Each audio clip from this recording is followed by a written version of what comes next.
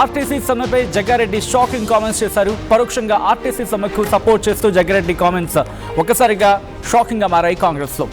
కాంగ్రెస్ అయినా, బీజేపీ అయినా, బీఆర్ఎస్ అయినా అధికారంలో ఉన్నప్పుడు ఒక మాట, ప్రతిపక్షంలో ఉన్నప్పుడు ఇంకొక మాట మాట్లాడకూడదంటూ ఇటు జగ్గారెడ్డి చేసిన వ్యాఖ్యలు ప్రస్తుతం ఇంట్రెస్టింగ్గా మారుతున్నాయి. ప్రతిపక్షం నుంచి అధికారంలోకి వచ్చినప్పుడు ఇచ్చిన మాట విస్మరించడం ఏ పార్టీ చేసినా తప్పే అంటున్నారు ఆయన.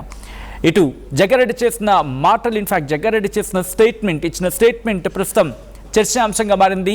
ఇంతకీ జగ్గారెడ్డి ఏమన్నారు?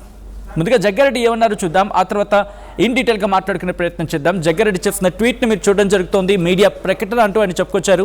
కాంగ్రెస్ అయినా, బీఆర్ఎస్ అయినా, బీజేపీ అయినా, రాష్ట్రంలో అయినా, కేంద్రంలో అయినా, ఇన్ఫాక్ట్ అపోజిషన్లో ఉన్నప్పుడు ఒక మాట, అధికారంలో ఉన్నప్పుడు ఒక మాట, ఎవరు మాట్లాడినా తప్పే. ప్రతిపక్షంలో ఉన్నప్పుడు ప్రశ్నించడం, డిమాండ్ చేయడం, ప్రతిపక్షం నుంచి తిరిగి అధికారంలోకి వచ్చినప్పుడు వాటిని విస్మరించడం, ఇది ఏ పార్టీ చేసినా తప్పే. ఇట్లు జగ్గారెడ్డి అంటూ కూడా ఇటు ఆర్టీసీ సమ్మెను ఉద్దేశించి ఒక విధంగా చెప్పాలంటే కార్మికులకు సపోర్ట్గా జగ్గారెడ్డి ఇచ్చిన స్టేట్మెంట్ ఉంది అంటూ తీవ్రమైన చర్చ జరుగుతుందంటే అర్థం చేసుకోవచ్చు.